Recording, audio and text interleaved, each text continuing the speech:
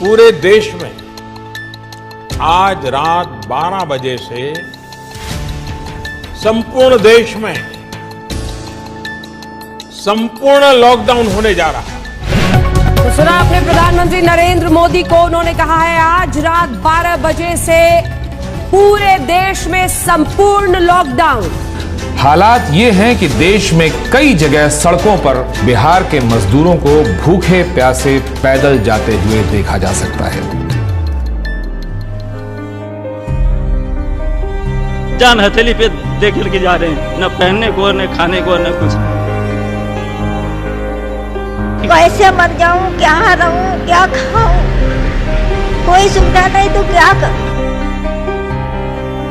तो हम लोग नहीं जाएंगे तो यहाँ मर जाएंगे भूखा प्यासा।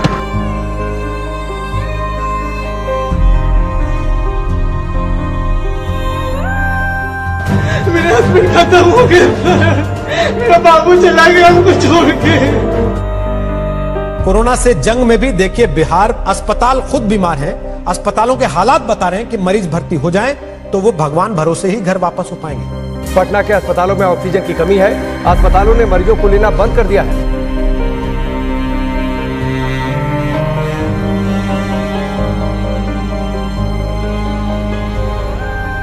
समझ लो ऐसी यादें हैं कि मरते दम तक नहीं भूल पाएंगे। कोविड विश्वव्यापी समस्या थी, संकट आया, सबको कष्ट हुआ, लॉकडाउन हुआ, त्राही त्राही मची। लेकिन पूरे देश में जो दुर्दशा बिहार के लोगों की हुई, लोगों ने बिहार के लोगों को घरों से निकाल दिया। लोगों को बस तक नहीं मिला, ट्रेन नहीं, गाड़ी नहीं, पैदल चल के बच्चों को लेकर अपनी पोटली, अपनी जीवन की पूरी कमाई जमा पूंजी लेकर हजार हजार किलोमीटर महिलाएं बच्चे पैदल चलकर आए। महीनों तक वो नजारा चलता रहा और हम जैसे लोग सारी शक्ति, ताकत, साधन होने के बावजूद कुछ नहीं कर सके। पैसा लगा कि नहीं, अगर भगवान ने शक्ति बुद्धि दी है, कुछ ऐसा करना होगा जिससे कि समाज सुधरे। नेताओं को जिताते हराते रहने से कुछ नहीं होगा। मेरा मोह भंग हुआ, फिर साल भर अपने लिए रखा, सोचने के लिए, समझने के लिए कि क्या करना है, कैसे करना है। और तय करके जब 2 मई 2022 को मैं आया बिहार में, 2 अक्टूबर से गांधी आश्रम पश्चिम चंपारण से पदयात्रा शुरू करेंगे। हर गांव, हर शहर, हर गली, हर मोहल्ले, हर पंचायत में पहुंचने के लिए पूरे बिहार में एक बार जाने का प्रयास करेंगे। जन सुराज क्या है? ये समाज की मदद से एक नई राजनीतिक व्यवस्था बनाने का प्रयास है। लहरा दो,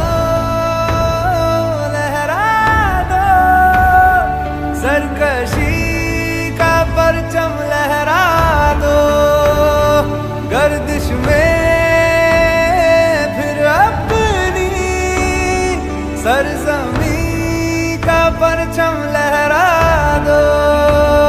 पूरे बिहार में 3 बरस पैदल चल के आपके गांव समाज को मत कर आपके बीच से ऐसे आदमी को चुन कर निकालेंगे जिसके पीछे अपना पूरा पैसा, शक्ति, ताकत, बुद्धि सब लगाएंगे और आपके आशीर्वाद से उसको जिता कर लाएंगे। वोट चाहे जिसको भी दो, एक बार वोट अपने बच्चों के लिए।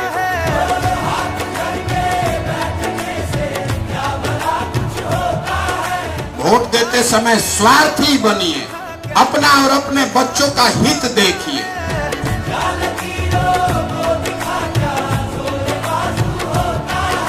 जन सुराज पदयात्रा किसी और पदयात्रा से बेहद अलग है। इसका लक्ष्य सुर्खियां बटोरना नहीं, लोगों के बीच जाना था, उन लोगों की समस्याएं, उनका दुख समझना था जो आजादी के 7 दशक बाद भी मुख्य धारा में नहीं पहुंच पाए। प्रशांत किशोर उस बिहार को ढूंढने निकले थे जो विकास की दौड़ में इतना पीछे छूट गया था कि वहां उम्मीद की कोई किरण तक नहीं पहुंचती थी, जिसे देश के सभी नेताओं और दलों ने न सुधर पाने वाला राज्य मान लिया था। जन सुराज पदयात्रा का कोई समय निर्धारित नहीं है। जब तक एक पंचायत की सभी समस्याओं का पता न चले, अलग अलग समाज और वर्गों के लोगों की मुश्किलों का पता न चले, तब तक प्रशांत किशोर उसी पंचायत में रहते। बिहार में ये पहली बार हो रहा था कि कोई व्यक्ति पायदान में खड़े आखिरी शख्स तक पहुंच रहा था, उससे बात कर रहा था।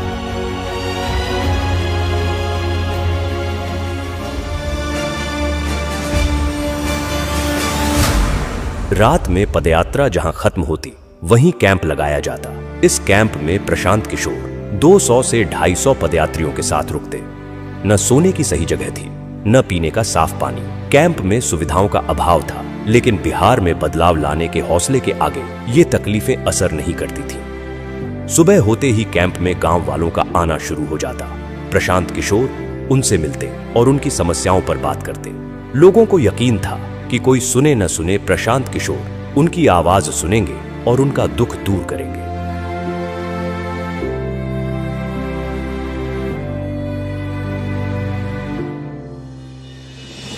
पदयात्रा हर वक्त चुनौतियों से भरी हुई थी। हर पल एक इम्तिहान था। कई सड़कें ऐसी थीं जहां सिर्फ पत्थर नजर आते थे। वहीं कुछ गांव ऐसे थे जहां सड़क पहुंची ही नहीं थी। कभी इतनी बारिश होती कि घुटने तक कीचड़ भर जाता, तो कभी इतनी तेज धूप होती कि 2 कदम चलना भी एक चुनौती बन जाता। लेकिन इन सब के बावजूद प्रशांत किशोर चलते रहे। तेज धूप, कड़ाके की ठंड या मूसलाधार बारिश, हालात कोई हो, प्रशांत किशोर का मनोबल नहीं तोड़ सका।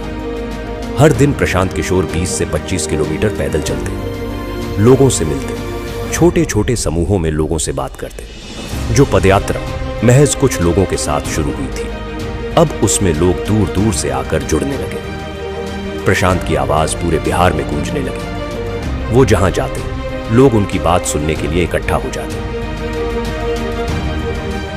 जिस मुखिया को, विधायक को जात और धर्म के नाम पर 500 रुपया और मुर्गा भात के लालच में आप वोट देते हैं, वही आदमी जब जीत कर आता है, आपके हलक में उंगली डाल के 5,000 10,000 रुपया निकालता है और आप बात बात चिल्लाते हैं कि भैया बड़ा भ्रष्टाचार।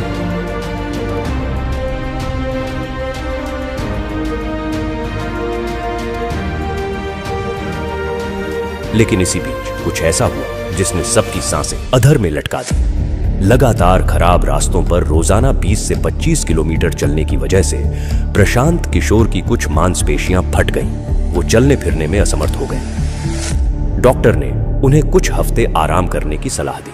समस्तीपुर में जब एंट्री हो रही थी, वैशाली से हम लोग समस्तीपुर की तरफ बढ़ रहे थे, तो शाम के बाद अचानक से हमारी नजर जब प्रशांत किशोर पे पड़ी तो उनके पैरों में बहुत तकलीफ थी। मतलब वो जूझ रहे थे उस तकलीफ से, उनसे चला नहीं जा रहा था। और चूंकि वो बहुत संकल्पित थे और जैसा कि सबको पता है वो बहुत जिद्दी आदमी है, 5-6 किलोमीटर का डिस्टेंस अभी और रह गया था। बावजूद इसके कई लोगों ने आके बताया, हम लोगों ने प्रशांत को कहा कि भाई आपसे नहीं चला जा रहा है तो आप किसी गाड़ी पे बैठ जाइए, वहाँ से हम लोग चलते हैं। लेकिन तब भी उन्होंने उसको किसी तरीके से कंप्लीट किया। शाम को जब पदयात्री आपस में बैठ के बातचीत कर रहे थे तो ये बातचीत चल रही थी, सब मायूस थे और एक बार के लिए लग रहा था कि अब शायद ये पदयात्रा कभी ना चले, जितना तकलीफ में प्रशांत किशोर उस वक्त दिखाई पड़ रहे थे। लेकिन महज कुछ दिनों के बाद ही उतने ही उत्साह के साथ उसी मोरवा ब्लॉक के लरुआ गांव से पदयात्रा फिर से शुरू होती है। तो वहाँ महिलाएं उनको आशीर्वाद देने के लिए लगातार आए हैं। सबकी आंखों में आंसू है, इमोशनल है। जैसे ही पदयात्रा चलती है कई लोग उनको गले लगा लेते हैं, कई महिलाएं उनके सर पे हाथ रख देती हैं उनको आशीर्वाद देने के लिए। बुजुर्ग आके बात करते हैं और गांव में भी एक उत्साह का माहौल होता है कि जिस व्यक्ति को यहीं पे चोट लगी थी वहीं से उनकी शुरुआत हो रही।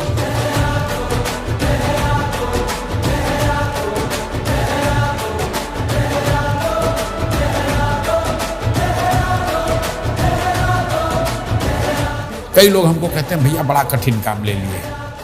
मेरे घर वाले, मेरे दोस्त मित्र, जानने वाले, सहयोगी सब यही कहते हैं ये तो बहुत कठिन काम आपने ले लिया है। मैं कहता हूँ भाई कठिन है इसलिए मुझे करना है, कोई दूसरा नहीं हिम्मत करेगा इसलिए मुझे करना है।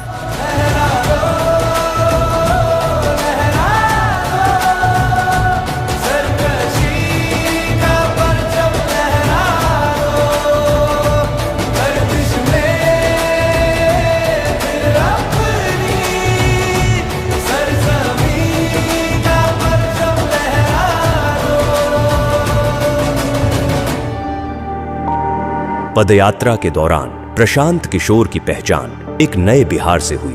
वो बिहार जो आंकड़ों से कहीं ज्यादा गरीब है।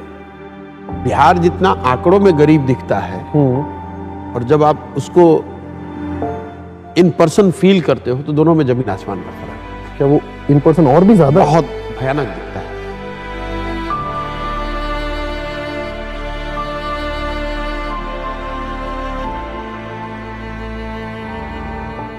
जब आप उसको विजुअली देखते हैं, इंटरैक्ट करते हैं, तो कभी कभी वो मतलब घबराहट सी होती है, इतनी मतलब है घबराहट होती है, यार ये कैसे सुधरेगा, कितना पीछे छूट गए हम लोग। क्वाइट कॉमन, आप किसी भी सभा में आप बैठते हैं तो 5-10 ऐसी बूढ़ी महिलाएं आपको मिल जाएंगी, बुजुर्ग मिल जाएंगे जो कहेंगे कि हमारे पास कुछ नहीं है, 400 रुपये पेंशन मिलता है, वो भी नहीं आ रहा है, बच्चों ने मुझे निकाल दिया है, मेरे पास घर नहीं है।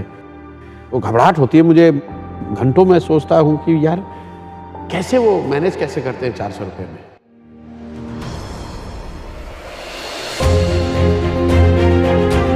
दो सालों की पदयात्रा में प्रशांत किशोर ने लोगों को जागरूक किया, उन्हें अपने वोट की सही ताकत का एहसास करवाया, उन्हें बताया कि उनका और उनके बच्चों का जीवन बदलने का तरीका है सही मुद्दे पर वोट देना। लेकिन हर जगह लोग यही कहते कि उनके पास विकल्प नहीं है। इसके अभाव में हर बार उन्हें न चाहते हुए भी उन्हीं कुछ दलों को वोट देना पड़ता है। इसी सवाल के गर्भ से निकला जन सुराज अभियान को राजनीतिक स्वरूप बनाने का विचार। जन सुराज के 1 करोड़ से ज्यादा संस्थापक सदस्यों के साथ चर्चा की गई, हर बात पर बारीकी से बात की गई और इसके बाद सबकी सहमति से तय हुआ कि इस अभियान को अब राजनीतिक दल का स्वरूप देना जरूरी है ताकि बिहार की विकल्पहीनता खत्म हो। 25 में बिहार में नई व्यवस्था बननी है। आपने हाथ में राखी बांधी है, तब आपका हाथ पकड़ रहे हैं और भरोसा रखिए आपको भी हारने नहीं देंगे। 2025 में जनता का राज बनाए।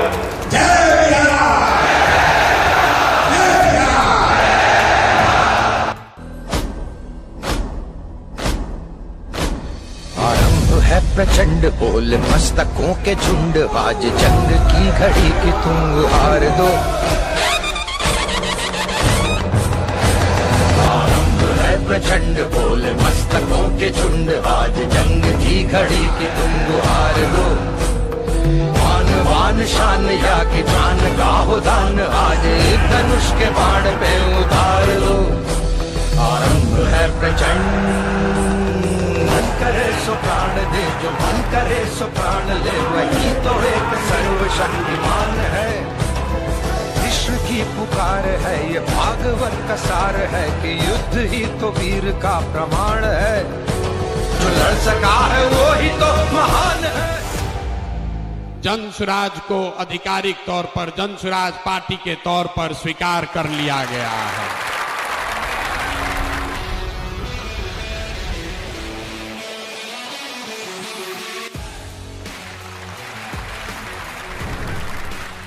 जन सुराज बिहार के युवाओं की जिद है कि जिस बिहार को इस देश के बड़े बड़े दल और नेताओं ने न सुधर पाने वाला राज्य, जातियों में बटा हुआ राज्य मानकर इसके हाल पर छोड़ दिया है, उसको सुधारने का जिम्मा यहाँ के युवाओं ने उठाया है। ये हमारी जिद है। जन सुराज बिहार के युवाओं का संकल्प है कि अगले 10 बरस में देश का सबसे गरीब और पिछड़ा राज्य बिहार, इसको देश के 10 सबसे अग्रणी राज्यों में शामिल कराकर ही दम लिया जाएगा। तो जन सुराज जिद है युवाओं का, जन सुराज हमारा संकल्प है, जन सुराज एक नई व्यवस्था है, लेकिन सबसे बढ़कर ये जन सुराज का सपना है।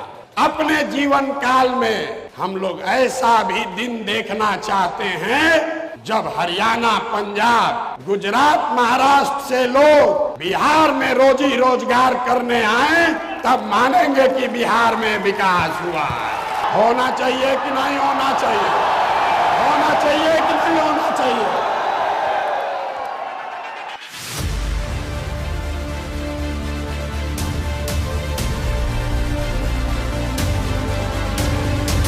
कार्यवाहक अध्यक्ष जिसको नियुक्त किया जा रहा है, जिनके नाम पर सबकी सहमति है। वो सज्जन यहाँ मधुबनी के हैं जिनका नाम है मनोज भारती। ये इसलिए नहीं है कि ये दलित समाज के हैं, ये काबिल हैं जो दलित समाज के भी हैं। ये पहला ऐसा दल होगा जहां पर उम्मीदवारों का चयन जनता के द्वारा किया जाएगा। जनसुराज अपने संविधान में लिख रहा है राइट टू रिकॉल। अगर टिकट पाने के बाद, आपका वोट लेने के बाद भ्रष्टाचार चालू किया तो उसका चाबी आपके हाथ में है। 2.5 वर्ष में उसको वापस बुलाया जाएगा। जनसुराज पार्टी का जो आधिकारिक झंडा होगा उसमें महात्मा गांधी के साथ साथ संविधान निर्माता बाबा साहब अम्बेडकर का चित्र भी शामिल किया जा रहा है। कमर कस लीजिए, जंग की शुरुआत ठान दी है, अब हम लोग पीछे हटने वाले नहीं हैं। जय बिहार, जय बिहार, जय बिहार, जय बिहार, जय बिहार। प्रशांत किशोर ने आज अपनी नई पार्टी लॉन्च की। पार्टी का नाम है जन सुराज पार्टी। इस मौके पर पटना के वेटरनरी ग्राउंड में प्रशांत किशोर ने बड़ा कार्यक्रम किया। उन्होंने कहा कि वो बिहारियों के सम्मान के लिए काम करेंगे। पार्टी के झंडे पर बापू और बाबा साहब दोनों की फोटो।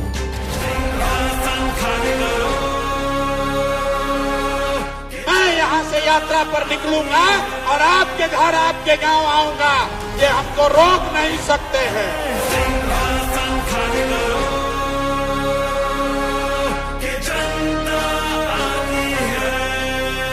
6 महीने के लिए कमर कस लो और अपने इस बेटे, अपने भाई पर भरोसा रखिए। नवंबर में आपको नई सरकार बनाकर, जनता की सरकार बनाकर देंगे।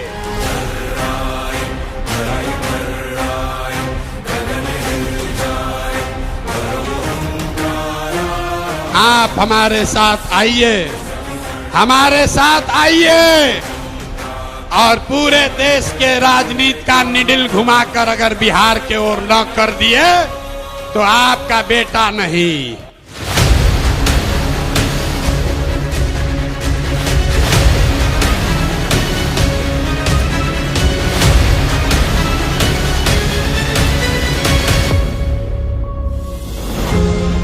दल बनने के बाद एक बार फिर प्रशांत किशोर ने लोगों के बीच पहुंचना शुरू किया। इस यात्रा को नाम दिया गया बिहार बदलाव यात्रा। मकसद वही था, दशकों से विकास की दौड़ में पीछे छूट रहे बिहार के लोगों को बताना कि वो गरीबी और बदहाली से कैसे निकल सकते हैं। लोगों को ये एहसास दिलाना कि वो अपने वोट की ताकत से बिहार में कैसे बदलाव ला सकते हैं। यात्रा की शुरुआत जयप्रकाश नारायण के पैतृक गांव सिताब दियारा से हुई, लेकिन वहां पहुंचकर पता चला कि जेपी के घर का बिजली कनेक्शन कटा हुआ था क्योंकि बिजली बिल का भुगतान नहीं किया गया था। इस स्थिति से साफ हो गया कि 40 साल से जेपी के नाम पर राजनीति करने वालों की मानसिकता क्या है। प्रशांत किशोर ने इस स्थिति को जनता के सामने रखा। भाई बताइए, जेपी के घर में भारत रत्न आपने दे दिया, आप जेपी की महिमा बंधन कर रहे हैं, नाम पर कुर्सी पर बैठे हुए हैं और उनके घर में बिजली नहीं है, अंधेरा रहता है। इससे ज्यादा दुर्भाग्य की बात क्या हो सकती है। नतीजा यह हुआ कि जेपी के घर की बिजली बहाल हुई। इस तरह बिहार को बदलने की यात्रा की शुरुआत जेपी के घर की स्थिति बदलकर हुई। 1 साल से कटी हुई है डिस्कनेक्ट में। आज प्रशांत साहब आए हुए हैं तो बिजली चालू हो गई यहाँ पे। बिहार बदलाव यात्रा ने इस बात को साफ कर दिया कि प्रशांत किशोर ने लोगों के मन में उम्मीद भर दी है। वो जहां जाते हजारों की भीड़ उनके स्वागत में खड़ी रहती। लोग दूर दूर से प्रशांत किशोर को सुनने आ रहे थे। वोट बिहार का तो फैक्ट्री कहाँ लगना चाहिए, बिहार में कि गुजरात में? सबको बोलना है, वोट बिहार का तो फैक्ट्री कहाँ लगना चाहिए, बिहार में कि गुजरात में? बिहार में कि गुजरात में?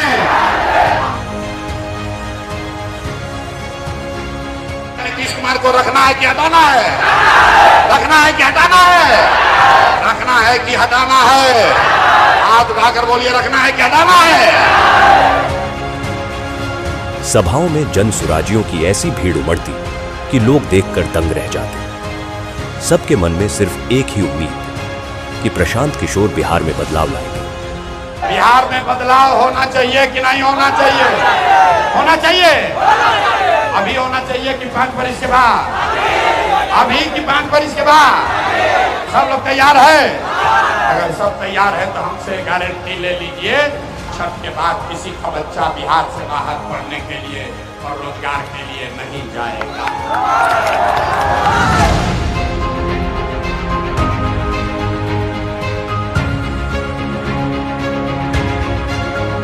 प्रशांत किशोर ने बिहार में इन 3 सालों में जो करके दिखाया है, उसने बिहार की राजनीति की दशा और दिशा दोनों बदल दी है।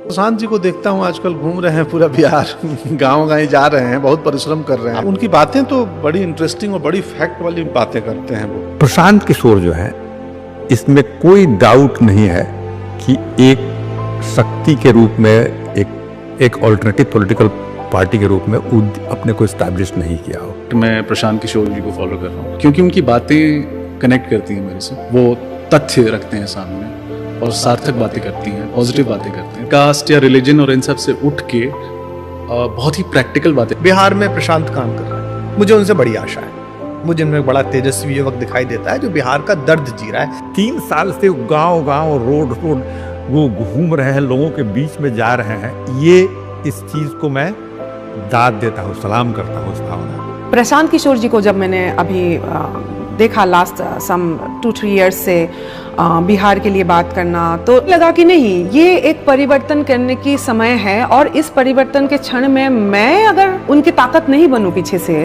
तो फिर मैंने क्या किया? फिर मैं समझती हूँ कि ये भी एक मोमेंट है कि बिहार की जो परिवर्तन की बात है, सपोर्ट करने की जरूरत है उनको। भारत की जो राजनीति उसमें प्रशांत किशोर जैसे लोगों का बोलबाला होना ही चाहिए। प्रशांत किशोर तो बहुत बढ़िया आदमी, राजनीतिक सूझबूझ तो उनके अंदर सबकी है। अब तो हवाएं ही करेंगी रोशनी का फैसला, जिस दिए में जान होगी वो दिया रह जाएगा। वो आदमी गांव-गांव में जाकर के अब ऐसी स्थिति वो क्रिएट कर दिया है कि चर्चा हो रहा है उसका। कांधों लगा रहना और जाना, हर लोगों के गांव में बिना सिक्योरिटी के चलना, उतना हिम्मत के साथ चलना, मैं देख रहा हूँ एज ए जर्नलिस्ट। तो उस आदमी को सैल्यूट के सिवा हम कुछ नहीं कर सकते।